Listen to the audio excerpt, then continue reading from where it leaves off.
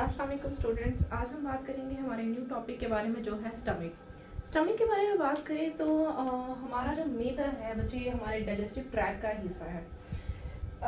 ये डिफरेंट किस्म के इलास्टिक जो मसल्स हैं उनसे मिलके जो है वो बना है। हमारे जो एब्डोमेन है उसके लेफ्ट साइड पे हमारा जो स्टमक है वो एग्जिस्ट करता है, हमारे डायफ्राम के बिल्कुल नीचे। इसकी शेप को डिस्कस करें तो बच्चे इसकी जे शेप इसका स्ट्रक्चर है। अब फर्दर अगर इसकी डायग्राम को हम देखें तो इसमें एक फूड पाइप लगा हुआ है, ठीक है। हम जो खाना एक बाइट जो है वो अपने मुंह के अंदर रखते हैं, उस खाने को चबाते हैं। जब उस खाने को चबाते हैं वो खाना जो है वो छोटे छोटे से पार्टिकल्स में कन्वर्ट होके हमारा जो खुराक की नाली है उस खुराक की नाली से जो कि कनेक्ट है हमारे मैदे से, वहाँ से जो है वो हमारे मैदे तक जो है वो हमारा खाना जाता है। इस खुराक की जो नाली है फूड पाइप, इसको कहा जाता है ओएसोफेगस। इस ओएसोफेगस के जरिए हमारा जो खाना है वो हमारे मैदे के अंदर जाता है।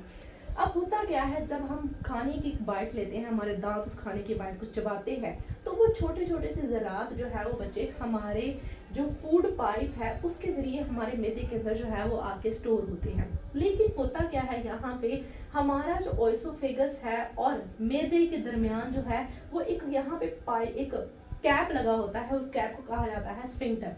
जैसे ही हमारा खाना हमारे मैदे के अंदर एंटर होने लगता है तो ये कैप जो है वो साइड हो जाता है और सारे का सारा खाना जो है वो हमारे मैदे के अंदर आके स्टोर हो जाता है। अब जितना खाना हमारे मैदे ने स्टोर करना होता है, हमारे स्टमक ने स्टोर करना होता है, वो उतना उसको डाइजेस्ट कर लेता है। बाकी खाने के साथ क्या होता है, वो बाकी जो है वो बच्चे यहाँ पे एक और कैप लगा होता है स्मॉल इंटेस्टाइन और स्टमक के दरमियान यहाँ पे एक कैप है। ये कैप जो है वो साइड पे जैसे ही होता है सारे का सारा खाना जो है वो बच्चे हमारा डोडेनम एक पार्ट है स्मॉल इंटेस्टाइन का, जहाँ पे सारी की सारी फूड जो है वो आ जाती है फर्दर मोर डाइजेशन के लिए। जितना फूड स्टमक के अंदर रुकेगा वो सारा डाइजेस्ट हो जाएगा, बाकी सारे का सारा जो है वो इस कैप साइड पे होगा, सारे का सारा खाना जो है वो आ जाएगा हमारे पास स्मॉल इंटेस्टाइन के अंदर। अब हुआ ये, हम लोगों ने देख लिया कि खाना जो है वो स्टमक के अंदर आया, फिर खाना जो है वो स्टमक से बाहर जो है वो चला गया। अब जो खाना स्टमक के अंदर मौजूद है उस खाने के साथ क्या होगा, उस फूड के साथ क्या होगा।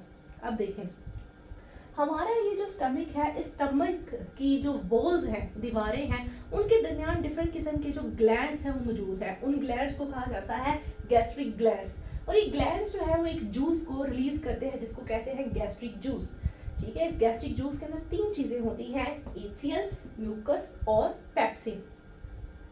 अब देखते हैं हमारे पास एचसीएल कहा जाता है हाइड्रोक्लोरिक एसिड को, जो कि हमारे मैदे के अंदर मौजूद है। अब देखें हाइड्रोक्लोरिक एसिड, इसका क्या काम है हमारे मैदे के अंदर। तो बच्चे जो हाइड्रोक्लोरिक एसिड है ये क्या करता है, हम आपको पता है खाना खा रहे होते हैं, उस खाने के अंदर डिफरेंट किस्म के माइक्रो ऑर्गेनिजम्स होते हैं, ठीक है। अब इस एचसीएल ने क्या करना है, उस खाने के अंदर मौजूद जो डिफरेंट किस्म के माइक्रो ऑर्गेनिज्म हैं उनको किल कर देगा ये एचसीएल, किल माइक्रो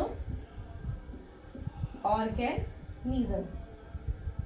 उसके बाद ये म्यूकस जो है वो बच्चे, ये म्यूकस जो है वो हमारे मैदे की दीवार के साइड पे जो है वो लेयर बना देता है। ये लेयर जो है वो यहाँ पे क्यों है, ठीक है, ये मैं आपको बाद में बताऊंगी। दूसरी बात करते हैं, हमारे जो स्टमक है उसके अंदर जो है एक एंजाइम मौजूद है जिसको कहा जाता है पेप्सिनोजिन। ये पेप्सिनोजिन जो है वो बच्चे इनएक्टिव फॉर्म में होता है, मतलब ये एक्टिव नहीं होता। इसको एक्टिव होने के लिए एचसीएल की जरूरत होती है। एचसीएल जब इस पेप्सिनोजिन पे आके एक्ट करता है तो ये पेप्सिनोजिन जो है वो खुद को कन्वर्ट कर लेती है एक एंजाइम में जिसको नाम दिया जाता है पेप्सिन। अब इस पेप्सिन का काम क्या है, हमने जो खाना खाया है उसके अंदर जितना भी प्रोटीन का पोर्शन है वो सारा जो है ये पेप्सिन एंजाइम जो है वो डाइजेस्ट कर लेता है। अब मैंने आपसे कहा था कि म्यूकस जो है ये यहाँ पे एक लेयर जो है वो बना लेता है। इस लेयर का क्या मतलब है, आपको पता है हमारे जो स्टमक है उसकी वॉल बनी हुई है प्रोटीन से, और यहाँ पे एक प्रोटीन डाइजेस्टिंग एंजाइम जो है वो मौजूद है। पेप्सिन क्या है, प्रोटीन डाइजेस्टिंग एंजाइम। तो हमारी जो जो मैदे की दीवार है वो प्रोटीन से बनी है। अब होता क्या है कि जो पेप्सिन है बच्चे, वो हमारे स्टमक की वॉल को डाइजेस्ट करने की कोशिश करता है, ठीक है। जब हमारे स्टमक की वॉल को डाइजेस्ट करने की कोशिश करता है तो ये म्यूकस जो है वो क्या करता है, इसके जो एसिड होता है उसको न्यूट्रलाइज कर देता है, जिसकी वजह से इसका कोई भी रिएक्शन जो है वो हमारे स्टमक की वॉल के ऊपर नहीं होता।